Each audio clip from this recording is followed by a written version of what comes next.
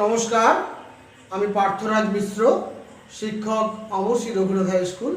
আপনাদের সবাইকে আজ আরও একবার অ্যারাইজ অ্যান্ড অ্যাওয়েকের ক্লাসরুমে স্বাগত জানাই। আমার স্নেহের ছাত্রছাত্রীরা, বিশেষত দ্বাদশ শ্রেণীর ছাত্রছাত্রীরা, আজকে আমি যে ক্লাসটা উপস্থাপন করব সেটা কিন্তু মূলত তোমাদের জন্য। তোমরা সবাই জানো আমি ইতিমধ্যেই ক্লাস 12-এর এগ্রিকালচার চ্যাপ্টারের অন্তর্গত বিভিন্ন বিষয়গুলোকে ধারাবাহিকভাবে আলোচনা করছি। গতদিনের ক্লাসে আমি আলোচনা করেছিলাম হোয়াইট রেভলিউশন বা শ্বেত বিপ্লব সম্পর্কে। আজকের ক্লাসে আমি আলোচনা করব ব্লু রিভলিউশন বা নীল বিপ্লব সম্পর্কে। আজকের ক্লাসে আমি আলোচনা করব নীল বিপ্লবের সংজ্ঞা, পটভূমি, উদ্দেশ্য, পরিকল্পনা, কর্মসূচি এবং ফলাফল। অর্থাৎ সামগ্রিকভাবে নীল বিপ্লব বলতে আমরা কি বুঝি, কোন পটভূমিতে নীল বিপ্লব শুরু হয়েছিল, নীল বিপ্লবের জন্য কি কি পদক্ষেপ গ্রহণ করা হয়েছিল এবং নীল বিপ্লবের ফলাফল কি হয়েছিল, এই পুরো ব্যাপারটা বিস্তৃতভাবে আজকের ক্লাসে আলোচনা করব। আলোচনা শুরু করার আগে সকলকে বিনম্রভাবে অনুরোধ করব, এখনো যারা আপনারা আমার এই চ্যানেলটি সাবস্ক্রাইব করেননি, দয়া করে চ্যানেলটি সাবস্ক্রাইব করে নেবেন এবং বেল আইকনটি ক্লিক করে অল নোটিফিকেশনটি অন করে নেবেন, যাতে করে আমি যে কোনো নতুন ক্লাস যখনই আপলোড করব সঙ্গে সঙ্গে আপনার কাছে নোটিফিকেশনটা পৌঁছে যায়। আমার স্নেহের ছাত্রছাত্রীরা, তোমরাও যারা এখনো চ্যানেলটি সাবস্ক্রাইব করোনি, তোমরা কিন্তু চ্যানেলটি সাবস্ক্রাইব করে রাখো। বিশেষত ভূগোল বিষয়ের যারা ছাত্রছাত্রী, যারা উচ্চ মাধ্যমিক স্তরে ভূগোল নিয়ে পড়াশোনা করছো এবং যে সমস্ত মানুষ, যে সমস্ত ছাত্রছাত্রী তোমরা প্রতিযোগিতামূলক পরীক্ষার জন্য প্রস্তুতি নিচ্ছ, তোমাদের জন্য কিন্তু আজকের ক্লাসটা অত্যন্ত ইম্পর্টেন্ট। ক্লাসটা শুরু করার আগে আরেকটা কথা বলি, এই ভিডিওটা দেখার সময় যদি বোর্ড ওয়ার্ক অর্থাৎ বোর্ডে যা যা লেখা আছে সেই লেখাগুলো স্পষ্ট করে তোমরা দেখতে না পাও, তাহলে কিন্তু ভিডিওর ডেসক্রিপশন বক্সে গুগল ড্রাইভের একটা লিঙ্ক দেওয়া থাকবে, ওই লিঙ্কটা ক্লিক করলেই কিন্তু বোর্ডের এই লেখাগুলো তোমরা স্পষ্টভাবে দেখতে পাবে। তাহলে মূল আলোচনায় চলে আসি। মূল আলোচনা আজকে কি বিষয় নিয়ে হবে? ব্লু রিভলিউশন বা নীল বিপ্লব। একটু ভালো করে এই টার্মটা বা এই নামটার দিকে তোমরা খেয়াল করো, ব্লু রিভলিউশন। আচ্ছা, ব্লু বা নীল রং এখানে কিসের প্রতীক হিসেবে ব্যবহৃত হচ্ছে? সমুদ্রের জলের রং কিন্তু নীল, বা সাধারণভাবে আমাদের জলের রংকে আমরা নীল ধরে নিচ্ছি এখানে। আর রিভলিউশন বা বিপ্লব কথার অর্থ কি? একটা বিরাট মাপের পরিবর্তন, অর্থাৎ সমুদ্রের জলের বিরাট মাপের পরিবর্তন কিন্তু নয়। এখানে মূলত জলাশয়ে যে সমস্ত কৃষিজ দ্রব্য আমরা উৎপাদন করতে পারি, সেটা আভ্যন্তরীণ জলাশয় হতে পারে, সেটা উপকূলীয় জলাশয় হতে পারে, সেটা কিন্তু সমুদ্রের গভীর অংশেও হতে পারে। সেই যে সমুদ্রে বা আভ্যন্তরীণ জলাশয়ে বা নদীতে, হ্রদে যে সমস্ত আমরা মূলত মাছ এবং সামুদ্রিক প্রাণী উৎপাদন করতে পারি, চাষ করতে পারি, কৃষিকাজ করতে পারি, সেইটাকে আমরা বলছি ব্লু রিভলিউশন। আমি তোমাদের জন্য একটা সর্বজনগ্রাহ্য সংজ্ঞা কিন্তু আগে দিয়েছি। এই সংজ্ঞাটা ভালো করে বুঝে নিলে তোমাদের কাছে পুরো ব্যাপারটা একদম স্পষ্ট হয়ে যাবে। চলে এসো, বোর্ডে আমি কি সংজ্ঞাটা লিখেছি একটু ভালো করে দেখে নাও। আমি এখানে কি বলেছি? স্বাধীনতার পর পঞ্চম পঞ্চবার্ষিকী পরিকল্পনায়, অর্থাৎ 1974 থেকে 1979 খ্রিস্টাব্দ, এই পিরিয়ডে ভারতবর্ষে পঞ্চম পঞ্চবার্ষিকী পরিকল্পনা চলছিল। এই পঞ্চম পঞ্চবার্ষিকী পরিকল্পনা কালে ভারত সরকারের উদ্যোগে ক্রমবর্ধমান বিপুল জনসংখ্যার অন্যতম প্রোটিন জাতীয় খাদ্য অর্থাৎ মাছ কিন্তু প্রোটিন জাতীয় খাদ্যের একটা অত্যন্ত গুরুত্বপূর্ণ উৎস। এই অন্যতম প্রোটিন জাতীয় খাদ্যের মূল উৎস মাছ উৎপাদনের, মাছের চাহিদা পূরণের জন্য 1975 সালে জাতীয় মৎস্য উন্নয়ন নিগম ন্যাশনাল ফিশারিজ ডেভেলপমেন্ট কর্পোরেশন, ইংরেজিতে আমরা বলবো, কত সালে? 1975 সালে গঠিত হয়েছিল, যার হেডকোয়ার্টার ছিল হায়দ্রাবাদে। হেডকোয়ার্টার কোথায়? হায়দ্রাবাদে।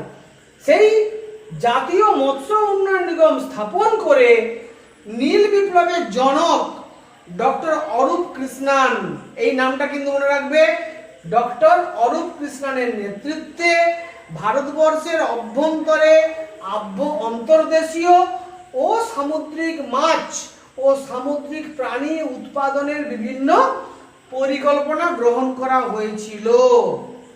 এই যে আভ্যন্তরীণ জলাশয়ে, নদীতে, হ্রদে, পুকুরে এবং সমুদ্রে যে সামুদ্রিক মাছ এবং সামুদ্রিক প্রাণী উৎপাদনের জন্য যে পরিকল্পনা গ্রহণ করা হয়েছিল, সেই পরিকল্পনার ফলে আমরা দেখলাম 70-এর দশকে, অর্থাৎ 1974 থেকে 1979, এটা কিন্তু তার সূচনাকাল, নীল বিপ্লবের সূচনাকাল, আমরা দেখলাম ভারতে মাছ এবং সামুদ্রিক প্রাণীর প্রজনন, উৎপাদন, আহরণ, সংরক্ষণ, প্রক্রিয়াকরণ, বন্টন, বিপণন ও গবেষণা, ভেরি ইম্পর্টেন্ট পয়েন্ট, গবেষণার ক্ষেত্রে এই অভূতপূর্ব বৈপ্লবিক যে পরিবর্তন ঘটেছিল তাকেই আমরা নীল বিপ্লব বলে বা ব্লু রিভলিউশন বলে চিহ্নিত করতে পারি। তাহলে মূল কথা হচ্ছে, নীল বিপ্লব মানে ভারতবর্ষে আভ্যন্তরীণ জলভাগে এবং সামুদ্রিক অংশে, সমুদ্রের নির্দিষ্ট সীমানা পর্যন্ত অংশে, সেটা কিন্তু 200 নটিক্যাল মাইল এলাকা আমরা বলতে পারি, এই নির্দিষ্ট সামুদ্রিক এলাকাতে যে মাছের উৎপাদন, মাছের প্রজনন, মাছের আহরণ, মাছের সংরক্ষণ, মাছের প্রক্রিয়াকরণ, মাছের পরিবহন, মাছের বিপণন, মাছের গবেষণার জন্য একটা অনেকগুলো পরিকল্পনা গ্রহণ করা হয়েছিল ভারত সরকারের উদ্যোগে, ন্যাশনাল ফিশারিজ ডেভেলপমেন্ট কর্পোরেশনের উদ্যোগে। তার নেতৃত্বে কি ছিলেন? ডক্টর অরূপ কৃষ্ণান। এই যে বৈপ্লবিক পরিবর্তন হয়েছিল মাছ উৎপাদনে, এই ঘটনাকে বলা হচ্ছে নীল বিপ্লব বা ব্লু রিভলিউশন। তাহলে উদ্দেশ্যগুলো কিন্তু আমার সংজ্ঞার মধ্যেই কিন্তু উল্লেখ আছে। তাহলে ব্লু রিভলিউশনের কি উদ্দেশ্য ছিল, ভারত সরকারের কি উদ্দেশ্যে এটা করেছিলেন, আমরা কিন্তু সংজ্ঞার মধ্যে উদ্দেশ্যগুলো অলরেডি উল্লেখ করে দিয়েছি, তোমরা দেখতেই পাচ্ছ। আভ্যন্তরীণ এবং সামুদ্রিক মাছ উৎপাদন, আহরণ, সংরক্ষণ, বন্টন, বিপণন, গবেষণা ইত্যাদি বৃদ্ধি করাটা হচ্ছে সর্বপ্রধান উদ্দেশ্য। 2 নম্বর বিষয় কি না, প্রোটিন জাতীয় খাদ্যের চাহিদা পূরণ। ভারতবর্ষে যে ব্যাপক জনসংখ্যা বৃদ্ধি ঘটছে স্বাধীনতার পর হু হু করে, সেই জনসংখ্যার যে ব্যাপক পরিমাণ মাছের চাহিদা, সেই চাহিদা পূরণের জন্য মাছ যেহেতু প্রোটিন জাতীয় খাদ্য, সেই প্রোটিন জাতীয় খাদ্যের চাহিদা পূরণটা কিন্তু আরেকটা গুরুত্বপূর্ণ উদ্দেশ্য। 3 নম্বর উদ্দেশ্য কি, মাছের প্রজনন, গবেষণা এবং চিকিৎসা ব্যবস্থার উন্নতি, অর্থাৎ মাছকে নিয়ে গবেষণা করা, মাছকে নিয়ে কৃত্রিম প্রজননের ব্যবস্থা করা এবং মাছের গবেষণা করার যে ব্যবস্থা, এটাই কিন্তু নীল বিপ্লবের মাধ্যমে সূত্রপাত ঘটল। এছাড়া কর্মসংস্থান বৃদ্ধি একটা অত্যন্ত গুরুত্বপূর্ণ উদ্দেশ্য এবং গ্রামীণ অর্থনীতির বিকাশ সাধন, এগুলোও কিন্তু একটা গুরুত্বপূর্ণ উদ্দেশ্য। অর্থাৎ এই মূলত 5টি উদ্দেশ্যকে সামনে রেখে আমাদের নীল বিপ্লবের সূচনা হয়েছিল, যার নেতৃত্বে ছিলেন ডক্টর অরূপ কৃষ্ণান, যাকে আমরা নীল বিপ্লবের জনক বলতে পারি। নীল বিপ্লবের জনক কাকে বলতে পারি? ডক্টর অরূপ কৃষ্ণানকে। তাহলে আমরা এতক্ষণ যা পড়লাম সংজ্ঞা এবং উদ্দেশ্য, এখান থেকে কি কি প্রশ্ন হতে পারে? সংজ্ঞা এবং উদ্দেশ্যের মধ্যে প্রথম বলতে নীল বিপ্লব বলতে কি বোঝো, এটা একটা প্রশ্ন 2 নম্বরের হতে পারে। আমরা কিন্তু সংজ্ঞাটা লিখবো, একটা কমপ্লিট ডেফিনেশন তোমাদের জন্য দিয়েছি আমি। দ্বিতীয়ত প্রশ্ন আসতে পারে নীল বিপ্লবের জনক কাকে বলা হয়, উত্তর হবে ডক্টর অরূপ কৃষ্ণান। 3 নম্বর প্রশ্ন হবে ন্যাশনাল ফিশারিজ ডেভেলপমেন্ট কর্পোরেশন কবে গঠিত হয়েছিল, উত্তর হবে 1975 সালে। 4 নম্বর প্রশ্ন হতে পারে এই ন্যাশনাল ফিশারিজ ডেভেলপমেন্ট কর্পোরেশনের হেডকোয়ার্টার কোথায় অবস্থিত, উত্তর হবে হায়দ্রাবাদ। তারপরে প্রশ্ন আসতে পারে এই যে নীল বিপ্লবের উদ্দেশ্য কি ছিল, তাহলে উত্তর এইগুলো হবে যে মাছের উৎপাদন বৃদ্ধি করা, প্রোটিনজাতীয় খাদ্যের চাহিদা পূরণ করা, কর্মসংস্থান বৃদ্ধি করা, গ্রামীণ অর্থনীতির বিকাশ সাধন ঘটানো এবং মাছের প্রজনন, গবেষণা ইত্যাদির উন্নতি সাধন করা, এটাই হচ্ছে প্রধান উদ্দেশ্য। তাহলে মোটামুটিভাবে এখান থেকে অনেক রকমের প্রশ্ন হতে পারে, কোনোটা 1 নম্বরের, কোনোটা 2 নম্বরের বা কোনোটা 3 নম্বরের প্রশ্ন হতে পারে। আমি এমনভাবে তোমাদেরকে ক্লাসটাকে সাজিয়েছি। এবারে যেটা গুরুত্বপূর্ণ বিষয়, যদি আরো বড় মাপের প্রশ্ন পড়ে, অর্থাৎ নীল বিপ্লব সম্পর্কে একটা তোমাদের যদি বিস্তৃতভাবে লিখতে বলে, অর্থাৎ যদি ব্যাখ্যাধর্মী প্রশ্ন দেয়, বিশ্লেষণধর্মী প্রশ্ন দেয়, বড়মুখ প্রশ্ন দেয়, তাহলে কিন্তু তোমাদের এই কথাগুলো লিখতে হবে। সেখানে কি না, এই নীল বিপ্লবে কি কি পরিকল্পনা বা কর্মসূচি গ্রহণ করা হয়েছিল সেটা কিন্তু আমাদের 1-2 করে লিখতে হবে বড় প্রশ্নের ক্ষেত্রে। প্রথম যেটা করা হয়েছিল FFDA স্থাপন। এখানে কিন্তু কতগুলো তোমরা কিন্তু শর্ট ফর্ম দেখতে পাবে। এই শর্ট ফর্মগুলোর কিন্তু আমি ফুল ফর্মগুলো বলে দেব। এই ফুল ফর্মগুলো তোমরা কিন্তু খাতায় লিখে নিও, কারণ ফুল ফর্মগুলো পরীক্ষাতে আসে। এই যে FFDA স্থাপন, FFDA বলতে আমরা কি বুঝি? FFDA, এখানে F মিন্স ফিশ, আবার F means farmers, D means development, A means agency, অর্থাৎ ফিশ ফার্মার্স ডেভেলপমেন্ট এজেন্সি। তাহলে যে সমস্ত মানুষ মাছ চাষের কাজে যুক্ত তাদেরকে বলা হচ্ছে ফিশ ফার্মার, অর্থাৎ মাছের চাষি, মাছ চাষি। আমরা যাকে গ্রামীণ কথায় জেলে বলি, এই মাছ চাষিকে ইংরেজিতে বলা হচ্ছে ফিশ ফার্মার্স। তার ডেভেলপমেন্ট এজেন্সি, অর্থাৎ তাদের উন্নয়নের জন্য যে এজেন্সি, এটা স্থাপন করা হলো। তাহলে ফিশ ফার্মার্স ডেভেলপমেন্ট এজেন্সি স্থাপন করা হলো। কি করা হলো না, সারা দেশে 429টি এই ফিশ ফার্মার্স ডেভেলপমেন্ট এজেন্সি স্থাপন করে আন্তর্দেশীয় ও উপকূলীয় মৎস্যজীবীদের প্রযুক্তিগত এবং আর্থিক সাহায্য দানের মাধ্যমে NPFSD প্রকল্পের মাধ্যমে, আমি আবার বলছি, NPFSD প্রকল্পের মাধ্যমে 4.25 লক্ষ হেক্টর জলাশয়ে বিজ্ঞানসম্মত মাছ উৎপাদন করার ব্যবস্থা করা হয়েছে। আভ্যন্তরীণ জলাশয় কিন্তু কতটা এলাকা? 4.25 লক্ষ হেক্টর জলাশয় দেশের অভ্যন্তরে, এটা কিন্তু মনে রাখতে হবে। এবং উপকূলীয় মৎস্যজীবীদের প্রযুক্তিগত উন্নতির জন্য সাহায্য করা হয়েছে আর আর্থিকভাবে সহায়তা দান করা হয়েছে। প্রকল্পটার নাম কি? National programme for fish seed development. এটা পুরো নাম কি? National programme for fish seed development, অর্থাৎ জাতীয় প্রকল্প একটা, যেখানে মাছের যে বীজ বা মাছের যে চারা তার উন্নতি সাধনের প্রকল্প। এই প্রকল্পের মাধ্যমে FFDA গঠন করে প্রায় তুমি দেখো 429টা FFDA গঠন করা হয়েছে গোটা ভারতবর্ষ জুড়ে। একটু ম্যাপটা দেখে নাও। আমাদের ভারতবর্ষের এইটা হচ্ছে উপকূলীয় এলাকা, তোমরা দেখতে পাচ্ছ, এটা পূর্ব উপকূল। আমরা জানি একেবারে পশ্চিমবঙ্গ থেকে শুরু করে উড়িষ্যা হয়ে, অন্ধ্রপ্রদেশ হয়ে তামিলনাড়ু পর্যন্ত পূর্ব উপকূল, এবং ওদিকে গুজরাট, মহারাষ্ট্র, কর্ণাটক, যাকে বলে কেরালা, এইটা হচ্ছে পশ্চিম উপকূলীয় এলাকা। এটা হচ্ছে বঙ্গোপসাগরের উপকূল, এটা হচ্ছে আরব সাগরের উপকূল, এবং একেবারে দক্ষিণে ভারত মহাসাগরের উপকূল আছে। অর্থাৎ ভারতবর্ষে কিন্তু সুবিস্তৃত একটা উপকূলীয় অংশ আছে। এই উপকূলীয় অংশের 200 নটিক্যাল মাইল, 200 নটিক্যাল মাইল মানে কতটা এলাকা? 200 × 1.86 কিলোমিটার, 200 × 1.86 কিলোমিটার। এটা বললে যেটা বোঝায় ততটা এলাকা পর্যন্ত কিন্তু ভারতবর্ষ সমুদ্রের অভ্যন্তরে গিয়ে মাছ ধরতে পারে বা মাছ নিয়ে সমীক্ষাও করতে পারে। বোঝা গেল কথাটা? এই যে রিজিয়নটা, পশ্চিমবঙ্গের উপকূল, উড়িষ্যার উপকূল, অন্ধ্রের উপকূল, তামিলনাড়ুর উপকূল, কেরালার উপকূল, কর্ণাটকের উপকূল, গোয়ার উপকূল, মহারাষ্ট্রের উপকূল এবং গুজরাটের উপকূল পর্যন্ত এই পুরো যে উপকূলীয় অংশ, এটা হচ্ছে সামুদ্রিক মৎস্য আহরণ ক্ষেত্র, একটা বঙ্গোপসাগর এবং আরব সাগর। এটা বঙ্গোপসাগর, এটা আরব সাগর। 200 নটিক্যাল মাইল পর্যন্ত সমুদ্রের অভ্যন্তর পর্যন্ত ভারতবর্ষ এটা করতে পারবে। মৎস্য আহরণ, মৎস্য সংগ্রহ, মৎস্য সমীক্ষা সবটাই করতে পারবে। 40 ফ্যাদম ডিপ পর্যন্ত করতে পারবে। ঠিক আছে, মোটামুটি বড় বোঝা গেল। আর আভ্যন্তরীণ জলাশয় বলতে দেশের ভেতরে যত নদী, নালা, খাল, বিল, হ্রদ আছে, সেই নদী, নালা, খাল, বিল, হ্রদ ছাড়া পুকুর আছে।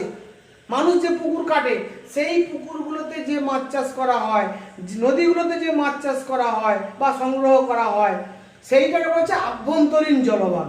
তাহলে আভ্যন্তরীণ জলভাগে মৎস্য উৎপাদন বৃদ্ধি করা এবং সামুদ্রিক মৎস্য উৎপাদন এবং মৎস্য সামুদ্রিক যে প্রাণী সেগুলো উৎপাদন বৃদ্ধি করা, এটাই হচ্ছে কিন্তু নীল বিপ্লবের প্রধান উদ্দেশ্য। নিশ্চয়ই তোমরা ব্যাপারটা বুঝতে পেরেছো। এবারে যেটা আসবো, প্রথম পয়েন্ট আমি আলোচনা করেছি এফএফডিএ স্থাপন, যেটাকে বলছিলাম ফিশ ফার্মার্স ডেভেলপমেন্ট এজেন্সি, এবং সেখানটা আমি বলেছিলাম national programme for fish seed development. এইটা হচ্ছে NPFSD এই প্রকল্পটার নাম। এবারে নেক্সট যেটা করা হলো সেটা হচ্ছে BWFFDA। আবার দেখো BWFFDA, BW মানে brackish water fish farmers development agency, brackish water fish farmers development agency. Brackish water মানে কি? নোনা জল। ফিশ ফার্মার্স মানে কি? মাছ চাষি। আর ডেভেলপমেন্ট এজেন্সি মানে কি? উন্নয়ন এজেন্সি। তাহলে ওটা ছিল শুধুমাত্র ফিশ ফার্মার্স ডেভেলপমেন্ট এজেন্সি, আর এটা brackish water fish farmers development agency. তাহলে ওটা হচ্ছে ছিল আভ্যন্তরীণ মিষ্টি জলের উন্নয়নের ক্ষেত্রে, আর এটা মূলত উপকূলীয় নোনা জলের ক্ষেত্রে। ক্লিয়ার হয়েছে? উপকূলীয় নোনা জলের ক্ষেত্রে। লক্ষ্য করে দেখো, উপকূল অঞ্চলে 39টি BWFFDA স্থাপন করে প্রায় 29,000 হেক্টর নোনা জলাভূমিতে, 29,000 হেক্টর লোনা জলভূমিতে গলদা, বাগদা, ভেটকি ইত্যাদি লোনা জলের যে মাছ সেটা উৎপাদন বৃদ্ধি করার প্রচেষ্টা গ্রহণ করা হয়েছিল। এই কাজটাতে অধ্যাপক ডক্টর হীরালাল চৌধুরীর নাম অনস্বীকার্য। এই অধ্যাপক ডক্টর হীরালাল চৌধুরী ইনি কিন্তু ভারতবর্ষে গলদা চিংড়ি উৎপাদনে একটা বিপ্লব এনেছিলেন, তাই তাকে আমরা গোলাপি বিপ্লবের জনক বলতে পারি। তাহলে গোলাপি বিপ্লবের জনক কে? গোলাপি বিপ্লবের জনক হচ্ছে ডক্টর হীরালাল চৌধুরী। গোলাপি বিপ্লব কাকে নিয়ে করা হয়েছে? মূলত চিংড়ি উৎপাদন এবং টমেটো উৎপাদনকে আমরা গোলাপি বিপ্লব বলি। এক্ষেত্রে ডক্টর হীরালাল চৌধুরী কিন্তু চিংড়ি চাষের ক্ষেত্রে উপকূলীয় লোনা জলভূমিতে একটা ব্যাপক পরিবর্তন এনেছিলেন, বিপ্লব এনেছিলেন, উন্নতি করেছিলেন। তাই ডক্টর হীরালাল চৌধুরীকে গোলাপি বিপ্লবের জনক বলা হয়। ফলে নিশ্চয়ই 1 নম্বরের প্রশ্ন বা 2 নম্বরের প্রশ্ন পড়লে তোমরা উত্তর দিতে পারবে, যেভাবে ব্যাখ্যা করলাম। 3 নম্বর বিষয় কি না, প্রশিক্ষণ কেন্দ্র স্থাপন। তোমরা জানো গুজরাটে, মহারাষ্ট্রে, কর্ণাটকে, তামিলনাড়ুতে বেশ কয়েকটি জায়গাতে আমাদের ভারত সরকারের উদ্যোগে, এই ন্যাশনাল ফিশারি ডেভেলপমেন্ট কর্পোরেশনের উদ্যোগে এখানে কিন্তু প্রশিক্ষণ কেন্দ্র স্থাপন করা হয়েছে, যাতে করে ওই মাছ চাষিরা, জেলেরা, ফিশারিজ ফার্মার্স যারা, তারা যাতে মাছ উৎপাদন এবং মাছ যে আহরণ এই দুটোর কৌশল তারা রপ্ত করতে পারে, তার জন্য প্রশিক্ষণ দেওয়ার ব্যবস্থা করা হয়েছে। বোঝা গেল কথাটা? তাহলে গুজরাটে, মহারাষ্ট্রে, কর্ণাটকে, তামিলনাড়ুতে বিভিন্ন জায়গাতে আমাদের মৎস্য প্রশিক্ষণ কেন্দ্র গড়ে তোলা হয়েছিল, যাতে সমুদ্র থেকে কি করে মাছ ধরা যায় তার কৌশল শেখানো হবে, আর মাছ চাষের কৌশল শেখানো হবে, বিজ্ঞানসম্মত মাছ চাষের উপায়গুলো সেখানে শেখানো হবে। এটা ট্রেনিং প্রোগ্রাম। এটা হচ্ছে মৎস্য প্রশিক্ষণ কেন্দ্র স্থাপন। এছাড়া গবেষণা কেন্দ্র স্থাপন করলো। কি গবেষণা কেন্দ্র কে স্থাপন করলো না, ICAR। এই ICAR এর ফুল ফর্ম কি? ICAR এর ফুল ফর্ম হচ্ছে Indian council for agricultural research. Indian council for agricultural research, এটা যেহেতু একটা কৃষিকাজের অন্তর্গত বিষয় মাছ চাষটা, তাই ইন্ডিয়ান কাউন্সিল ফর এগ্রিকালচারাল রিসার্চের অধীনে ভুবনেশ্বরে সিফা তৈরি হলো। এই সিফা ব্যাপারটা কি? সিফা হচ্ছে central institute of fresh water aquaculture. আমি আবারও বলছি, central institute of fresh water aquaculture মানে একটা কেন্দ্রীয় সংস্থা, সেন্ট্রাল ইনস্টিটিউট, যারা হচ্ছে ফ্রেশ ওয়াটার অ্যাকোয়াকালচার করে। ফ্রেশ ওয়াটার অ্যাকোয়াকালচার মানে কি? মিষ্টি জলের মাছ চাষের জন্য যারা গবেষণা করে। আর চেন্নাইতে CIBA, central institute of brackish water aquaculture, অর্থাৎ লোনা জলের যে মাছ চাষের কৌশল নিয়ে গবেষণা, যেটা তার যে সেন্ট্রাল ইনস্টিটিউট সেটা তৈরি হয়েছে চেন্নাইতে। ঠিক আছে?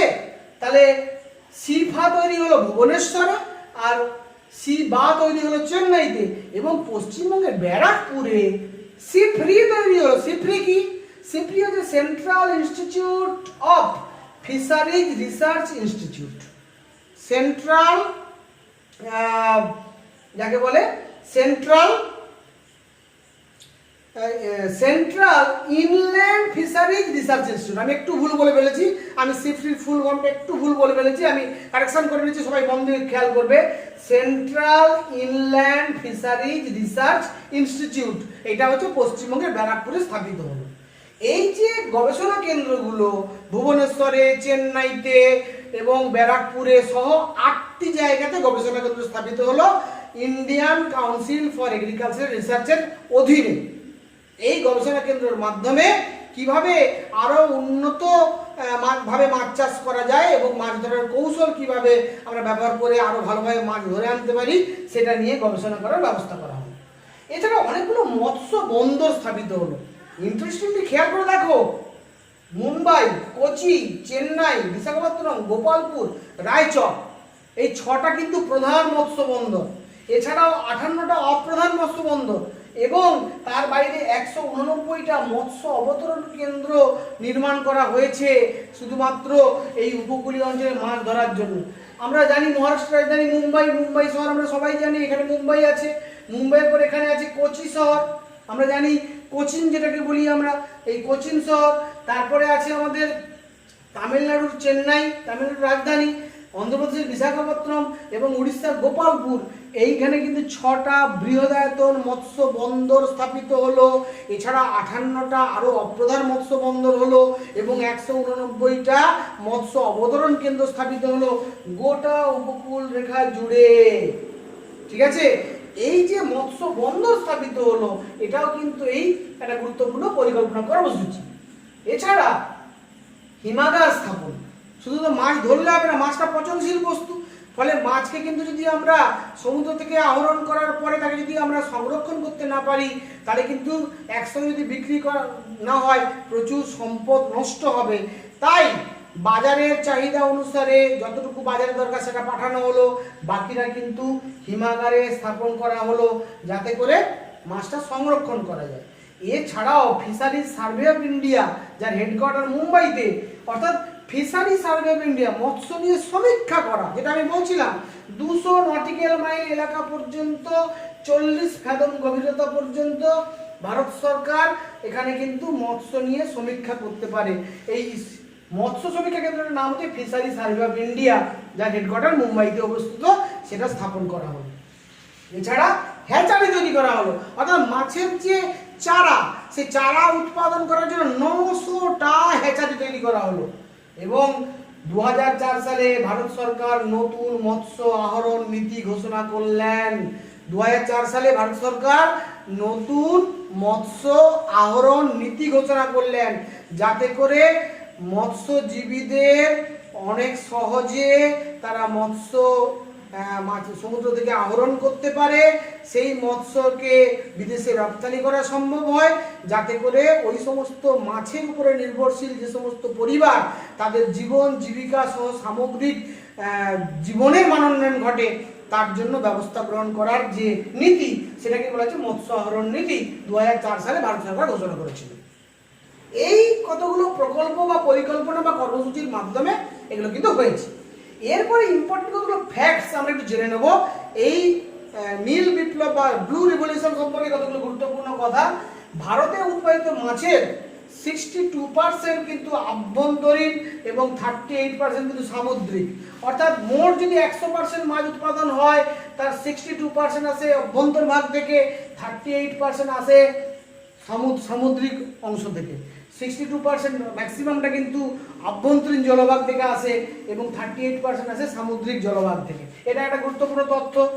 উপকূলবর্তী 4.8 লক্ষ বর্গকিলোমিটার এলাকা থেকে মাছ ধরা হয়। উপকূলের 4.8 লক্ষ বর্গকিলোমিটার এলাকা থেকে কিন্তু আমরা মৎস্য আহরণ করি।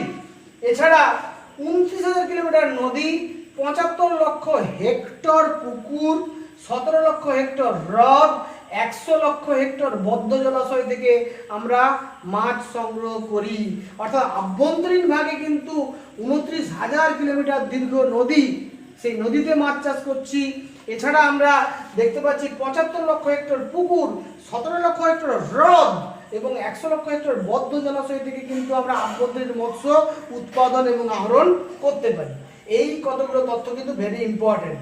এবারে সব শেষে আমি চলে এসেছি, সেটা হচ্ছে নীল বিপ্লব তো হলো, নীল বিপ্লবের সুফলগুলোই বা কী কী, কুফলগুলোই বা কী কী, অর্থাৎ নীল বিপ্লবের ফলে ভারতবর্ষের মানুষের কী উপকার হয়েছে আর নীল বিপ্লবের পর আমাদের কী কী সমস্যা ফেস করতে হয়েছে, এই দুটো যদি একটু জানলে, অর্থাৎ impact of blue revolution in Indian population. যদি এটা বলি, নীল বিপ্লবের সুফলগুলো কি না, মাছ উৎপাদন বৃদ্ধি হয়েছে। আমরা সবাই জানি ভারতবর্ষ বর্তমানে মাছ উৎপাদনে পৃথিবীতে দ্বিতীয় স্থান দখল করেছে সামগ্রিকভাবে। আভ্যন্তরীণ এবং সামুদ্রিক মৎস্য যদি জয়েন্টলি আমরা হিসাব করি, প্রথম স্থান চীনের, দ্বিতীয় স্থান ভারতের। স্বাধীনতার পর যেখানে মাছ উৎপাদন এত কম হতো, এখন মাছ উৎপাদন প্রায় 6 থেকে 7 গুণ বৃদ্ধি পেয়েছে এবং মাছ উৎপাদনে ভারতবর্ষটা বিরাট উন্নতি লাভ করেছে। তাহলে মৎস্য উৎপাদন বৃদ্ধি পেয়েছে, এটা একটা সুফল। সামুদ্রিক পণ্যের রপ্তানি বৃদ্ধি পেয়েছে। আগে কিন্তু আমরা রপ্তানি খুব বেশি করতে পারতাম না, এখন আমরা দেখছি এই মৎস্য রপ্তানি করে বিদেশে ভারতবর্ষ 11,917 কোটি টাকা উপার্জন করেছে 2010-11 সালে। এখন কিন্তু এই টাকাটা আরও অনেক বেড়ে গেছে, রপ্তানিকারক টাকাটা। এছাড়া প্রচুর মানুষের কর্মসংস্থান সৃষ্টি হয়েছে, প্রচুর মানুষের আয় বৃদ্ধি ঘটেছে। আমরা বলতে পারি এই মৎস্য উৎপাদনকে এবং আহরণকে জীবিকা হিসেবে ব্যবহার করে বা মাছের ব্যবসা করে অন্ততপক্ষে ভারতবর্ষে প্রায় 1.5 কোটি পরিবার তার জীবিকা নির্বাহ করছে স্বচ্ছন্দে। এছাড়া মৎস্য শিল্পের বিকাশ ঘটেছে এবং পরিকাঠামো উন্নত হয়েছে, অর্থাৎ মৎস্য গবেষণা, কৃত্রিম প্রজনন, মাছের হ্যাচারি স্থাপন, মাছের গবেষণা কেন্দ্র স্থাপন, এই পরিকাঠামোগত উন্নতিগুলো হয়েছে। এগুলো আমরা বলতে পারি এটা কিন্তু একটা পার্মানেন্ট সুফল, এটা কিন্তু ভারতবর্ষের সম্পদ আমরা বলতে পারি। এছাড়া মৎস্য শিল্পের বিকাশ সাধন, মৎস্য শিল্পের বিকাশ সাধন মানে কি, এই যে মাছ চাষ করার জন্য যে সার লাগবে, মাছ চাষ করার জন্য যে ওষুধ লাগবে, মাছের যে চিকিৎসা লাগবে, সেটাও কিন্তু অ্যাকচুয়ালি আমাদের এই প্রকল্পের ফলে উন্নতি লাভ করেছে আমরা বলতে পারি। আর কি কি সমস্যা আমরা ফেস করি এই ব্লু রিভলিউশন করতে গিয়ে? সব থেকে বড় সমস্যা হচ্ছে জলবায়ুগত সমস্যা। জলবায়ুগত সমস্যাটা কি না, দেখো আমাদের ভারতবর্ষ কিন্তু একটা ক্রান্তীয় এবং উপক্রান্তীয় অঞ্চলের দেশ। ভারতবর্ষের মাঝখান দিয়ে কর্কটক্রান্তি রেখে গেছে, ফলে দক্ষিণ ভারতটা কিন্তু একেবারে ক্রান্তীয় অঞ্চলে আর উত্তর ভারতটা উপক্রান্তীয় অঞ্চলে অবস্থিত আমরা বলতে পারি। সমুদ্রের যদি অবস্থানটা দেখি তাহলে কিন্তু দেখবো যে দুটো সমুদ্রই কিন্তু ক্রান্তীয় অঞ্চলে অবস্থিত। তাহলে ক্রান্তীয় অঞ্চলে অবস্থিত হওয়ার জন্য এই যে সমুদ্রগুলো, এই সমুদ্রগুলোতে কিন্তু আমরা দেখি বর্ষার আগে এবং বর্ষার পরে ব্যাপক পরিমাণে প্রাকৃতিক দুর্যোগ, মূলত ঘূর্ণিঝড়ের সৃষ্টি হয়। সেই ঘূর্ণিঝড়ের ফলে সেই ঘূর্ণিঝড় যখন উপকূলে এসে আঘাত করে, উপকূলের বিস্তীর্ণ অংশ প্লাবিত করে দেয়, বহু সম্পদহানি হয়। এই কদিন আগে জিয়াস বা জস ঘূর্ণিঝড়ের প্রভাবে কীরকম ক্ষয়ক্ষতি হলো আমরা দেখলাম উড়িষ্যা এবং পশ্চিমবঙ্গের উপকূলীয় অংশে। এরকম অভিজ্ঞতা আমাদের সকলের আছে। প্রত্যেক বছর বঙ্গোপসাগর এবং আরব সাগরে এই যে ঘূর্ণিঝড় সৃষ্টি হয়, তার ফলে যে উপকূলীয় অঞ্চলের বিস্তীর্ণ অংশে জলোচ্ছ্বাস হয়, বন্যা হয়, এই যে বিভিন্ন প্রাকৃতিক দুর্যোগ, এই প্রাকৃতিক দুর্যোগগুলো ক্রান্তীয় অঞ্চলে যে সমস্ত প্রাকৃতিক দুর্যোগগুলো হওয়ার কথা, সেটা কিন্তু মৎস্য উৎপাদন, মৎস্য আহরণ, এটার ক্ষেত্রে কিন্তু এটা সব থেকে বড় বাধা। এটা কিন্তু আমাদের মনে রাখতে হবে, সব থেকে বড় বাধা জলবায়ুগত বাধা। দ্বিতীয় একটা ব্যাপার আছে, জলবায়ুগত আরেকটা বাধা আছে। ক্রান্তীয় অঞ্চলে অবস্থিত হওয়ার জন্য এই অঞ্চলের উষ্ণতা কিন্তু বেশি।